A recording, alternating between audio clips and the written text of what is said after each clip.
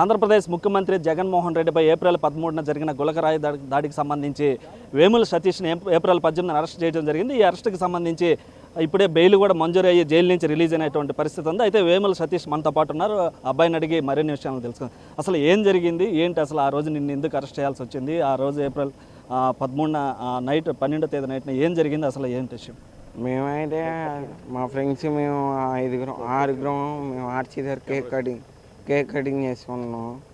అయితే ఇంకా మా ఫ్రెండ్స్ బాంబులు పేల్చి సర్దానికి పోలీసులు ఆరుగురు వచ్చి వెళ్ళిపోండ్రు అని అరిసేపాటికి మేము వెళ్ళిపోయాం సార్.